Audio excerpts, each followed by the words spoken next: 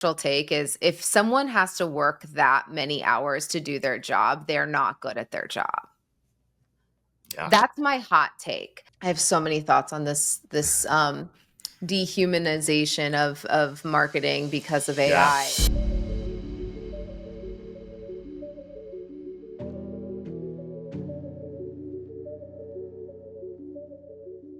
I couldn't be any more excited to have a conversation with Amanda Goetz, who's our guest this week. Many folks know Amanda. She is a former CMO, current CMO, in fact. We'll talk about that. Founder of House of Wise. And she has written a book coming out on October 21st called Toxic Grit: How to Have It All and Actually Love What You Have. And so that's the theme for today's show. And I'm really excited to welcome up Amanda Goetz. Hey, this is so fun. I'm excited to be here. Thank you so much. I know you have so much going on right now in the build up to the show, and you've been so transparent, on social media with all of the things happening. And so I really appreciate you making the time. No, you guys always do. I remember coming to the Goldenhour conference, and that was like the coolest event ever. You guys had this whole setup on the rooftop. I felt like I was an ESPN reporter. So I was like, I gotta come. It's always going to be a good thing. Awesome. Yeah, we'll Golden Hour 2 will come at some point here once we Yeah. get pick ourselves up from our bootstraps. But that was an incredible, incredible event, and thank you for for folks like yourselves and others that helped make it so. Um, So, man, let's talk about it. So you've got this new book coming out. You've Mhm. just stepped into a new CMO role. You're planning a wedding. You're raising 3 kids. That's a lot. And so, again, thank you for Yeah. making the time. But I want to start by asking, like, how you doing? I think you're on 4 podcasts today. I think I might have even seen on social. Yeah, I find that in these moments I have to operate my intervals are shorter. I'm operating Mm, in 1 hour sprints. What am I doing for the next hour? And I'm going to do that thing really well, and then I'm going yeah, to transition to whatever's next. But I think we have to allow ourselves to be fully present in the thing and not get too overwhelmed. And in fact, like I'm going away this weekend. It's my 40th birthday coming up, and happy early birthday. I'm going to go, get drunk in the woods with my friends upstate New York and look at pretty leaves. So you can't wait for life to slow down to enjoy it, which is kind of my whole mission in life. That's awesome. And you've been super upfront about that on social media. And, one of the things you said that really struck me was, hey, my life might look a lot like hustle in this season that we're in. And I thought that was just like a, profound, like authentic moment for you to, want to express that to your audience. Um, can you share like why was it important to sort of like say something like that in this season? Things are going to look a lot different, to all of you. Just curious about the context behind it. I think society likes to neatly define people into buckets. And also, when there's a societal trend like what we're experiencing now, hustle culture is bad, Hmm. right? So Yeah. now there's a trend that hustling is bad. And with anything that is a label that puts you kind of in this box that tries to compartmentalize you into it, I think it's important for us to understand the why behind that. It's so if you are not inherently doing what is on trend, you feel guilty. Mm, There's so much guilt in that. And so I wanted to take this moment because everything I talk about in the book and online is about intentionality. right. And the next 3 months, I'm on a book tour. I am prioritizing work mode over mom mode over other things. And that's intentional, but there's a checkpoint at the end, there's a finish line at the end where I will come up for air and say, okay, I've been driving a little over the speed limit. Am I going to Yeah. slow down? Am I going to drive the speed limit? And I think it's really important for us to honor the fact that ambition and hustle is not inherently bad. It's when you're Right. doing it without guardrails or without inner intention behind it. Yeah. Yeah. For someone like me, I tend to feel guilty sometimes if I'm honoring one of those kind of seasons over another. And I don't know if this is kind of born out of the work-life balance myth or whatever it was, right? And feeling like, okay, in this season, starting a company or whatever it is that I'm doing. And I have to kind of step into that a little bit more as a primary, um, you know, primary use of my time. And so I think that guilt, hearing you say that, I think is sort of like has a little bit of freedom, kind of, it frees you a little bit from feeling some type of pressure to having to spin all plates at once. Yeah, and I think that a lot of people, especially if they are gold star chasers and super type A, wanting to Yeah. give 110% to anything that they're doing, we have to acknowledge that sometimes we can create a volume of something. Like if you only have 20% to give and you give Yeah, 20%, then you gave 100%. And for so sure. for me, I think about what are my non negotiables in a day that are just, I have to do them, right? I have to take care of my body and move my body in some way, shape, or form. I want to have intentional time with my kids. I want to have intentional time with my partner. So if I look at those as a volume setting, there could be like the ideal scenario is, oh, yeah, I'd love to shut off my computer and my phone at 5 p.m. and be with my kids until they go to bed. Yeah. That doesn't always happen every day. But what is my minimally viable version of this that I know is the table stakes that I don't skip because I know that this is a non negotiable? And I think it's that compounding interest of life that you allow yourself this seasonality. I think the trap that we can fall into really easily is, okay, I'm doing this for my family, right? Like I'm Hmm. pushing so that I can build generational wealth and give them what I didn't have. Right.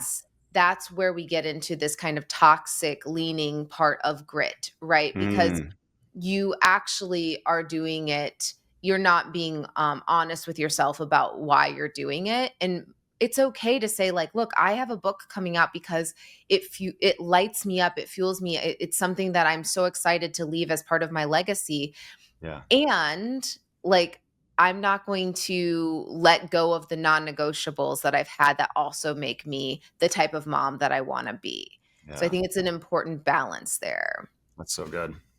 Well, let's talk about the book because amidst kind of what you're building through your creator kind of led business, now, of course, doing fractional CMO work as well. You wrote a book called Toxic Grit.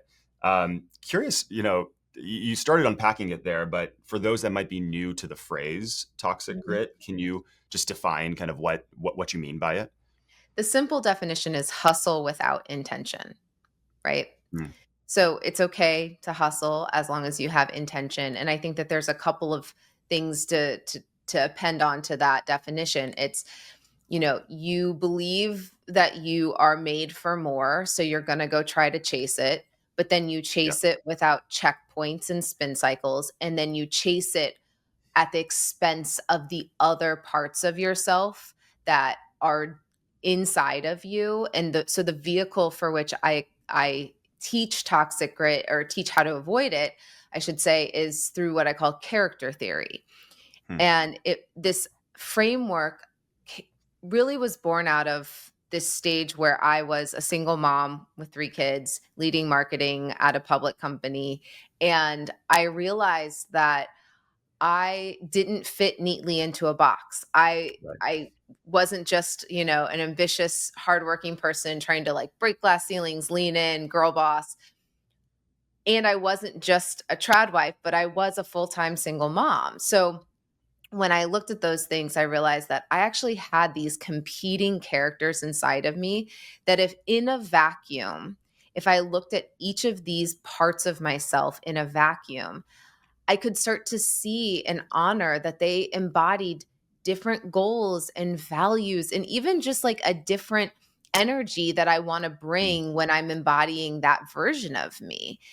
And within character theory, it allows you to start to kind of get to know those characters and start to look at the movie of your life and say, okay, which ones have, there's 10 characters in the book, which ones have been written off of the script and which ones need to be written back in, maybe Hmm. just for a moment in time in a week or maybe a larger season. But I think for many, especially working parents, when you become a parent, your big three, I call it, really take over the whole movie. You are a partner to someone, you are a caregiver to other people, and you're in your work mode, your CEO mode is what I call it.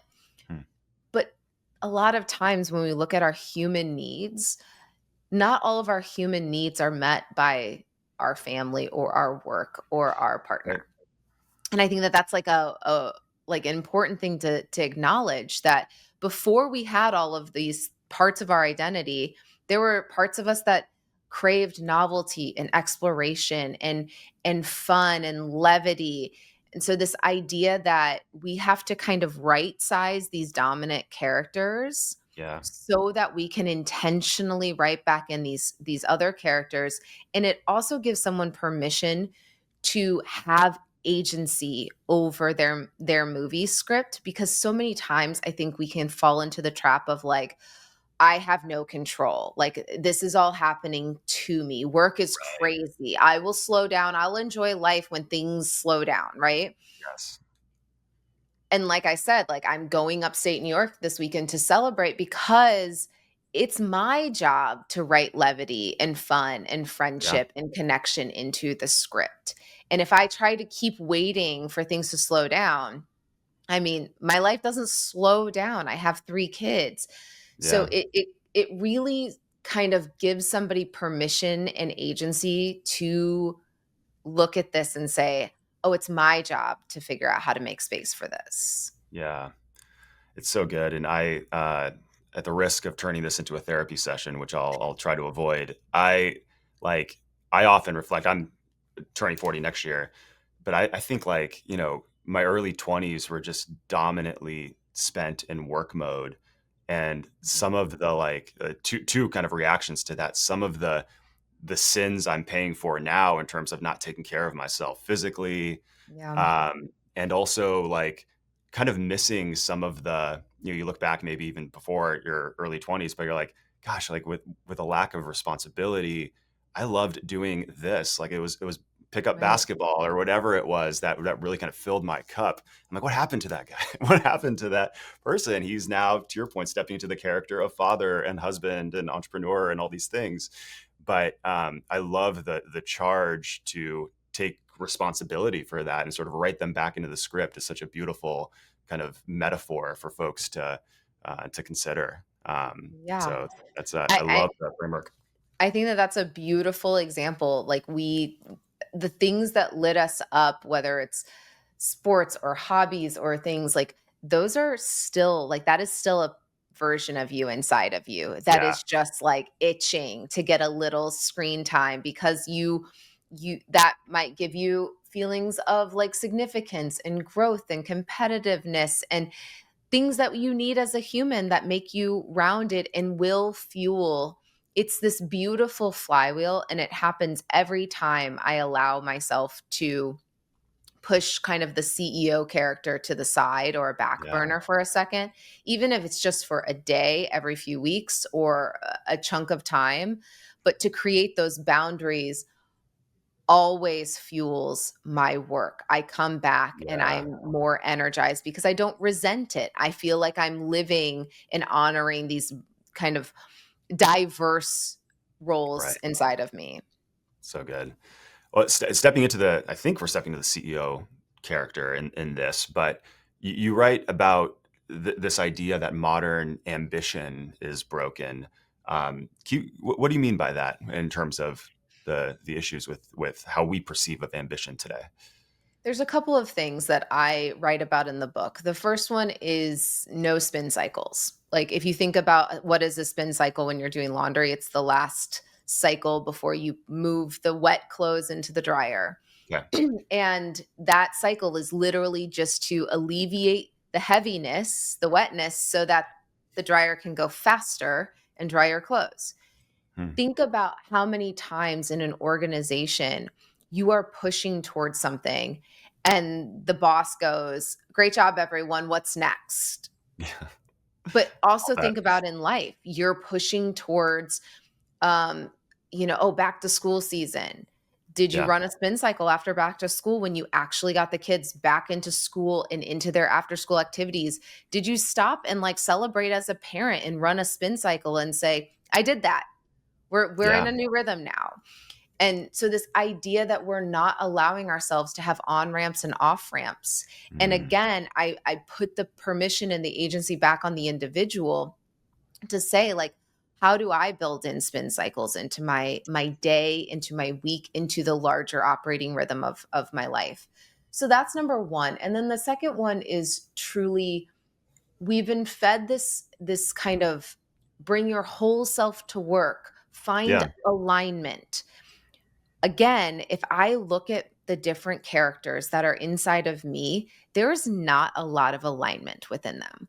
Like if I try to go from CEO mode into mom mode, that is a very tough, Mm. hard right turn to make in my Totally. day.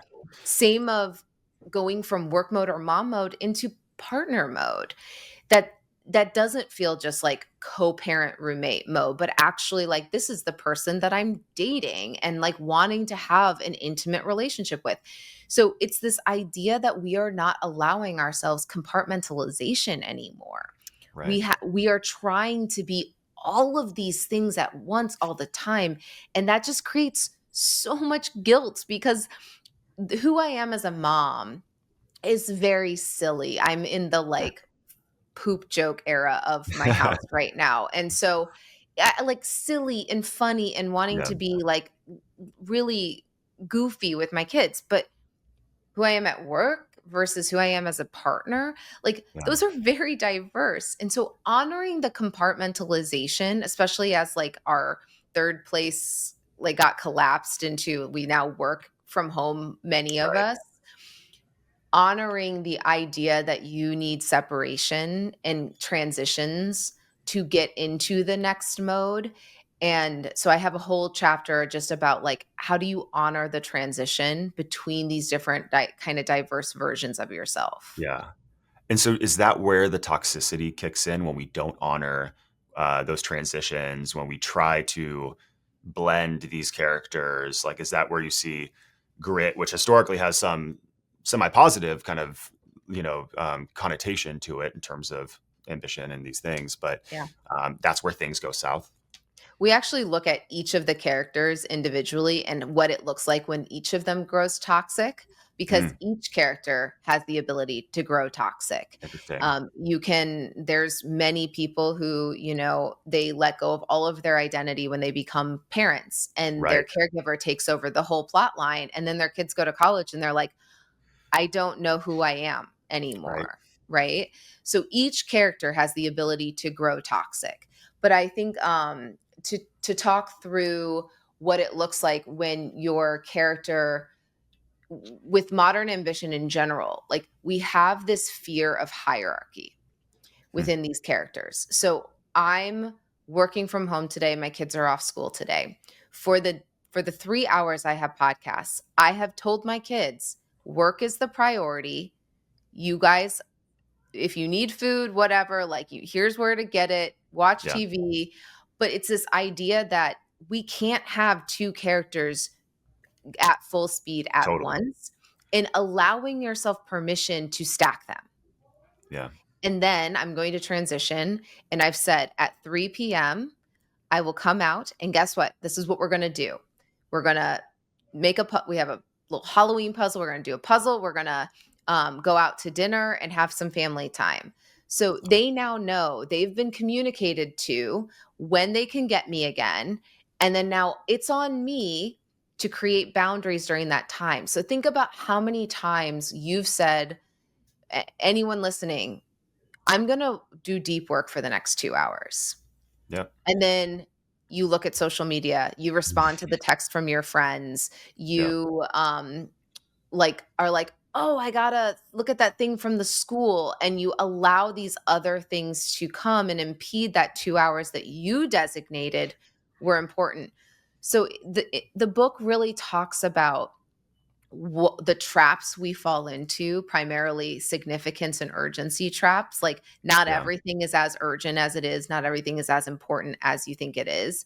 Where does that come from? Many times it's this like feeling of, well, what will people think about me if I don't respond quickly? What will Yeah. happen?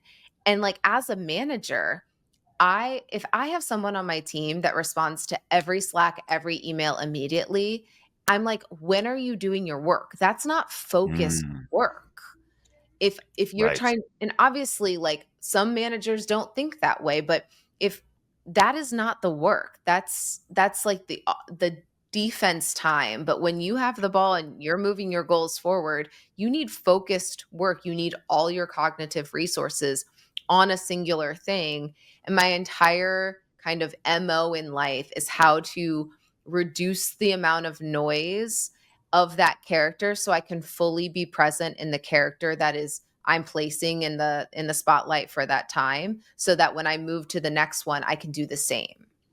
That's good. And I imagine for folks hearing this, they're shaking their head as well, saying, "Yes, I've lived that. I've tried to be, uh, if I can borrow the language, toxically responsive on Slack and email and these types of things." And I feel that trade off. And one of the sort of like emotional outcomes, it seems, maybe not just in the work context, but in the personal, is burnout. You end up feeling like I can't keep doing this, and your emotional batteries are drained. And if you're like me, again, you start asking existential questions of like, should I even Yeah. be doing this? And in certain Yeah. areas, um, do you mind sharing like, what does burnout look like for you? You have so much going on. So you do such a great job in terms of my understanding from the outside, balancing these different characters, writing the script. Does burnout show up for you? I used to struggle with it way more than I do now, and ironically, I have way more responsibility and things on my plate now, and I think it's because Yeah. of everything that I'm talking about. Yeah. I have built in natural spin cycles into my day, into my week. Um, I allow myself to uh, to understand what enoughness looks like. Right. I think a lot of burnout comes from guilt. I should be Mm. doing more. I should, like, think about how many times you're sitting on the couch trying to decompress, and yet you're like thinking about all the things you should be doing. I should clean the house. I should do this. And it's like, Uh, no, if the lazy character is on the screen, let them fully be lazy. And Totally. it's just truly embodying that. So I think it's important to really understand that whatever character you're putting into the spotlight, like, even the lazy ones, like, you don't guilt them and shame them for being in the spotlight. So for burnout, for me now, I I have a very simple to-do matrix that I put into the book, and it kind of goes off of this minimally viable day. But Mm, if I could do two really impactful things for my main characters that day, what would it look like? And if you saw my desk, there's no to-do list. I don't have a ton of tabs open. I am not allowing my brain to subconsciously process all of the things I should be thinking about and that's doing. good. I've set myself up for, like, there's a tool I use in the book called the mosquito tasks. Mosquito Mm. tasks are the things that like buzz into your brain that's like, when was the last time the kids went to the dentist? Did you pay that parking ticket? Like, all of these things that just buzz. I have a strategy for it. I have to get those out of my brain, because even if I can't act on them now, they will continue to be there subconsciously trying to remind me so I don't forget. So Right. I'm constantly just trying to get everything out of my brain into a place that can hold it, so that I can limit the amount of buzzing happening and be present. And I've just found that if I can do two impactful things at work every day, and that's 10 things a week, and I guard that 2 hours of time, Yeah. this has been what I've done since 2014 is when I started using this strategy. So over 10 years, I have always moved faster than anyone else in an organization, because so many times we sit down at our desk and we're like, all right, what am I going to do today? Let me look at Yeah. email. And then 2 hours go by and you're like, you didn't do anything. So I'm like, if I could just do two meaningful things a Yeah. day and that's 10 a week, there's this compounding interest. And it's Yeah. it's it's that feeling of enoughness for me that I've gotten really okay with, that I don't have to do everything today. I'm going to do two things really well, Yeah. and the dial of those is up to me that day. Yeah. I had like a shiver go down my back as you said that, because I remember just prime CMO execution mode. Like we're in like meetings all day. We're, doing like standing calls with the sales team. And then there's like all the HR things that could pop up, and you're, Yeah. kind of trying to encourage the team for someone that might be like frustrated, so on. And you're like, I haven't done like the work today at all. Yeah. All I've done is like basically put my brain on Coast and attend these meetings. Unfortunately, like I'd like to think I was more impactful than Coast, but Yeah. I'm sure you you know, were. thank you. But I'm like, yeah, I think there's such like wisdom in that to say, well, hey, I got to get like I got 2 points on the board today as in my Yeah. CMO character, Yeah. and I should feel good about that. Like I showed up, I was present to my team, I was accountable, and prepped for the kind of back end managerial work I had to do, but we also had that breakthrough idea, or we turned a client relationship around, or whatever it is, Yeah. and it feels much more digestible and less stressful to think about. Okay, like it's just these two things. And do you go into the week saying like, okay, here's what I think these two things are like for today, or like is there sort of advanced planning for that, or is it more, hey, just a consciousness around this idea throughout the course of the day, or maybe even both? Yeah. I have a parking lot always. Parking lot. And every at the end of the prior week, I kind of look at the parking lot and I'm like, okay, who's like, where's the VIP parking? Like these are the Mm, ones that are going to have the biggest impact. yeah. And then the next week, I it's always the night before I pick the two things based on kind of also just like where my energy's at, where I'm like Yeah. feeling pulled to, because I think that that's a big thing. But and then I put the two things on a post-it note, and then I close the parking lot and I'm like, those are the two things. And Awesome. if I what happens a lot of times for people is they pick something so big. They're like, I'm going to solve this Yeah. massive problem. I'm going to launch a website or whatever. And Yeah. I always remind people that when you wake up the next morning, if you look at your to-do list and you're like, this is so overwhelming, then you Kit Kat it. You break it into four Mm, smaller pieces. And then you try it again the next day. Take two of those pieces and put it in. And if right. you're still stuck, you break that into more smaller pieces. And eventually you're going to get it to a bite size amount that you can truly tackle. And it's truly this like James Clear Atomic Habits, like 1% better every day. Yeah. It's like if you can just move a project forward, even just 1% every day, and just you keep breaking it up. Like the easiest example is like, oh, we need to redo our website.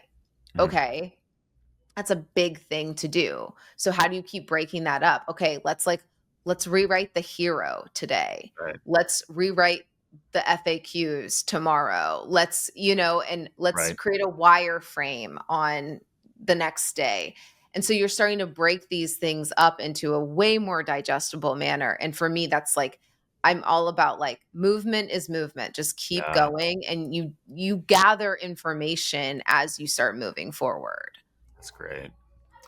I want to go back to hustle culture for a second, and again with full appreciation to sort of the tension with it, in the sense that, to your point, there are seasons where this makes a lot of sense. There are other seasons where maybe we're choosing another character, writing them kind of more primary to the script. Mhm. Um, it does feel like in the proverbial Silicon Valley today, we have this Yeah.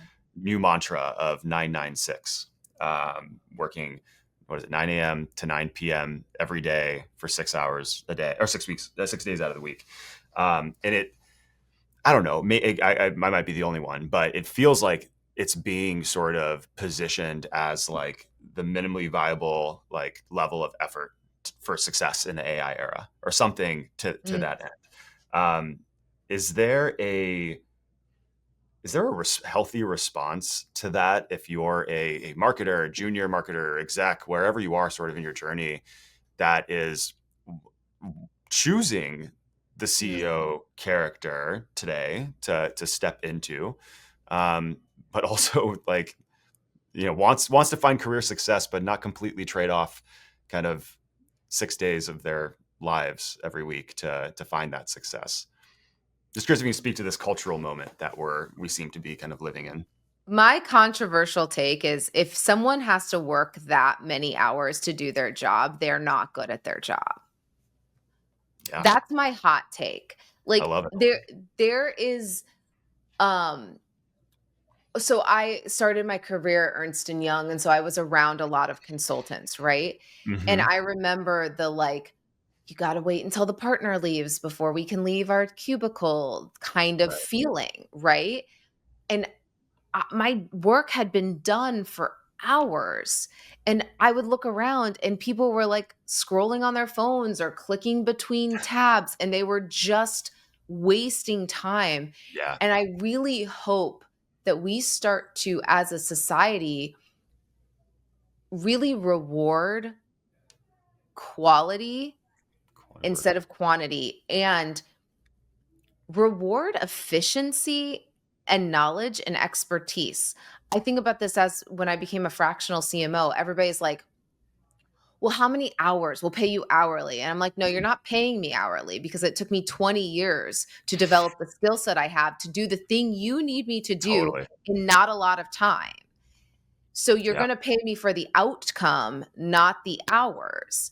And I I don't know anyone, like, I really don't, that can work that many hours, and it's all Parkinson's law. They're going to take the amount of work that they could have done in 5 days and stretch it to 6. interesting. Yeah, I can see that. So that's my, and also it's just like, look, if that's where you are in your career and that's what you wanna sign up for because you see a pathway, then great. No shame, no guilt. Like do your Yeah, thing. You're going to do that.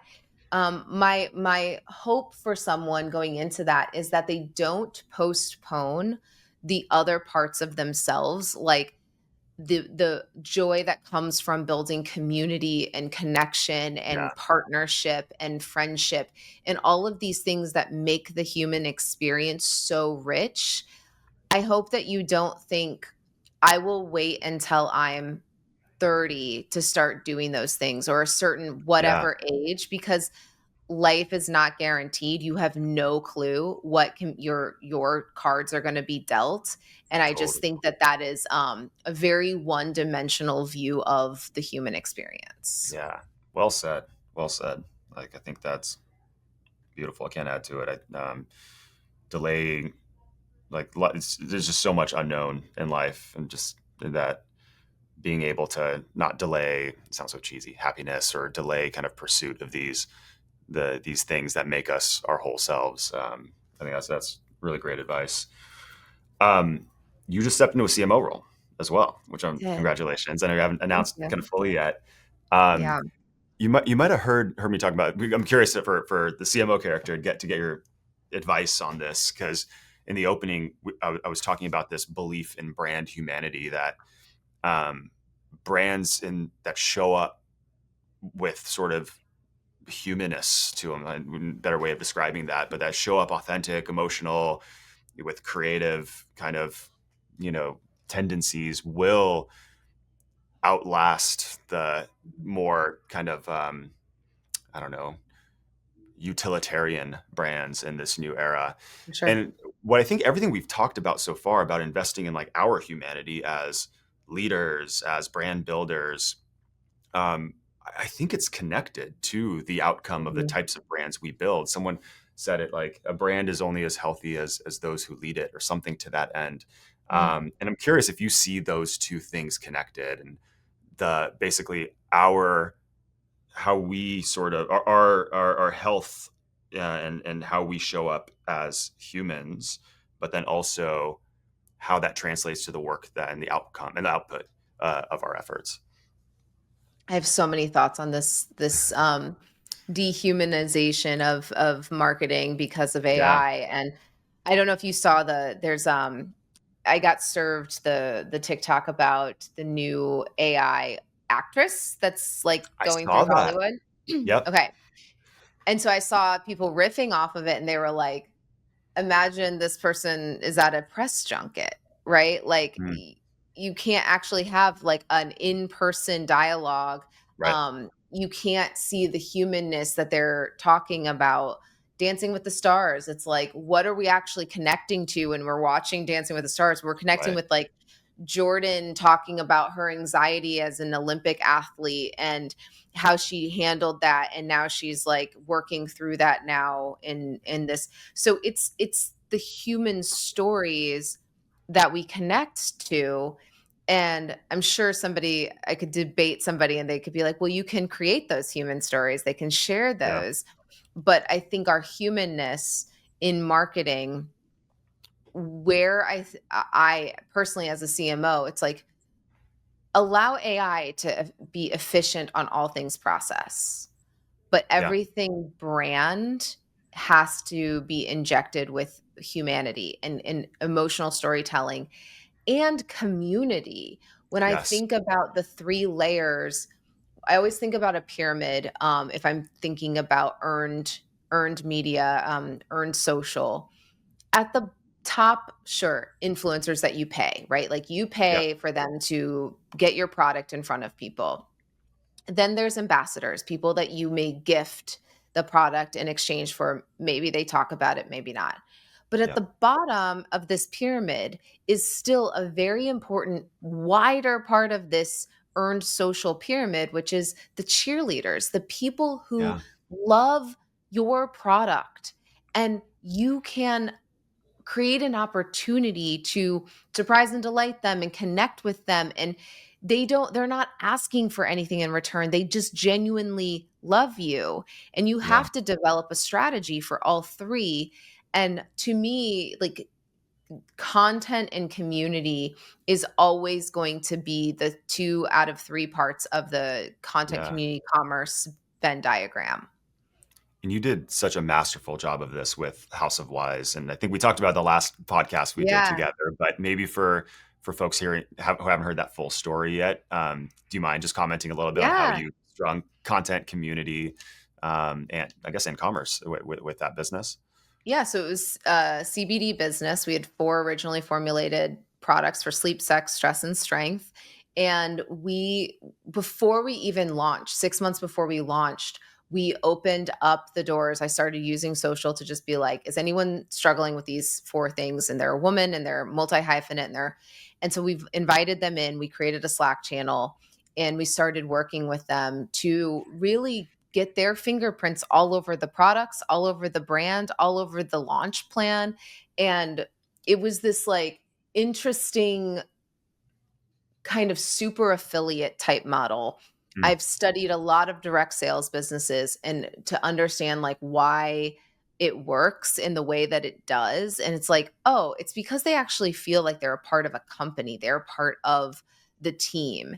And mission. so Yeah. yeah, everything. And so by the time we launched December 1st, we had 500 wise women, is what we called them, who were talking about the products and so excited because they had helped create Yeah. the marketing and how we were going to position it. So that was kind of the community piece, keeping them as like really treating them as if they were an extension of the company, extension of the team. There was a Slack channel. We did monthly all hands.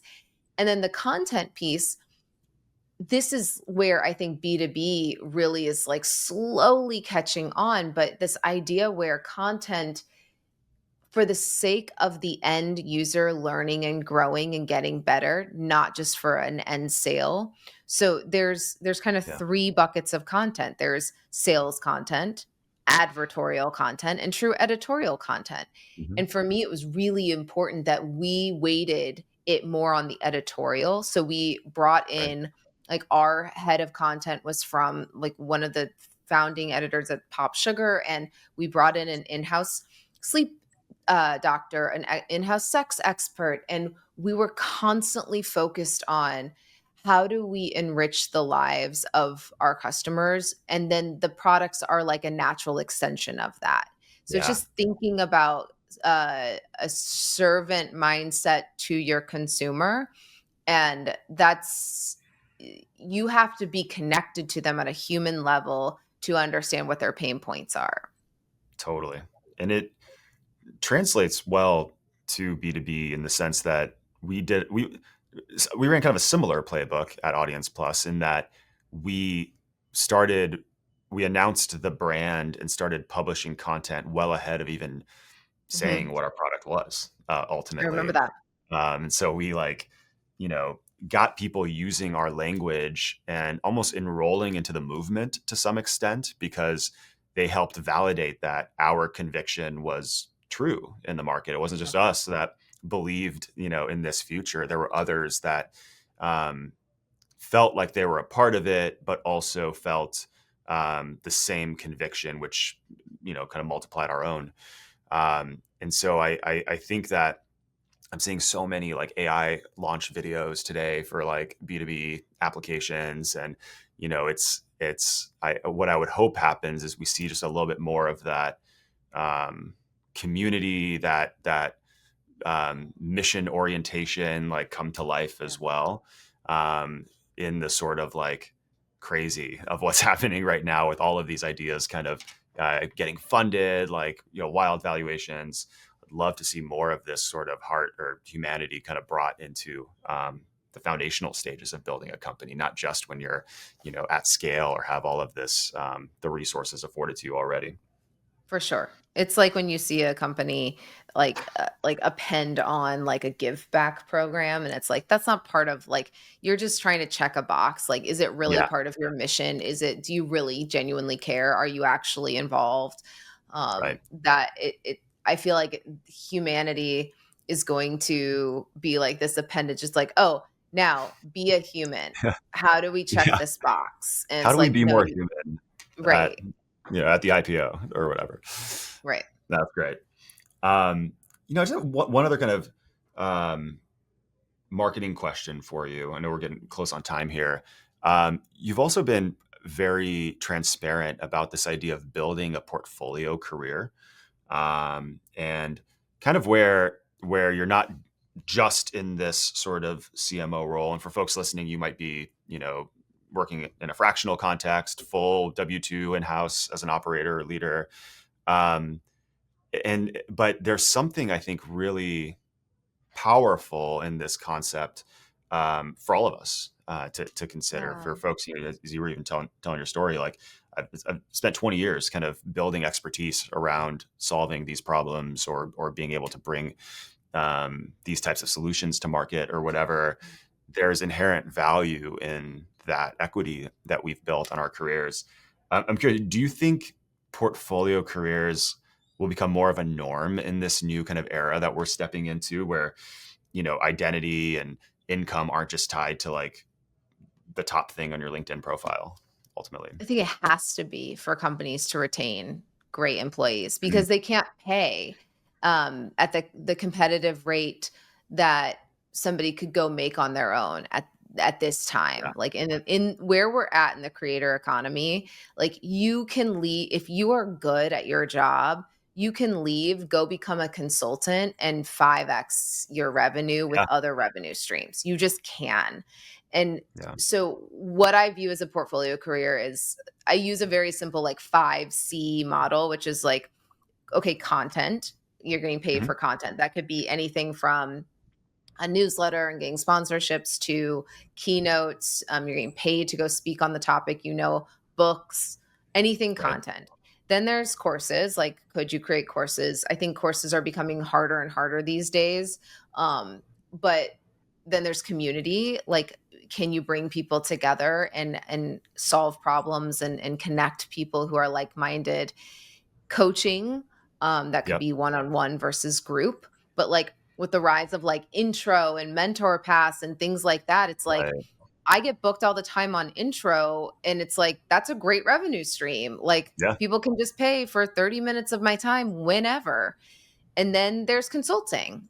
And I do think that if somebody's listening and they've devoted all of their expertise within the container of a 9 to 5, I would implore you to get curious about one of those 5 Yeah. and start small. Like that could just be about like the thing you're passionate about, or you see an opportunity where there's a hole that people are not, they don't think about the thing the way you do. And it's like maybe start a newsletter, maybe Yeah. start a small community. But this idea that you can have, it's fun because now I have all these different levers I can pull, and it's up to me. Like I know like my newsletter did like over 250 this year, but I was spending a lot of time on sales. So now I can maybe devote like Mm, 50K of that to someone. My take home goes down, but I can keep that lever going while I take on a right. full-time CMO position. Great. I now just created a job for someone else. I'm Yeah. still taking home, 200K, and I have a full-time job now. So it's this like wonderful lever system that I can still dedicate my mind and everything to the full-time position and still make money on the side. Yeah.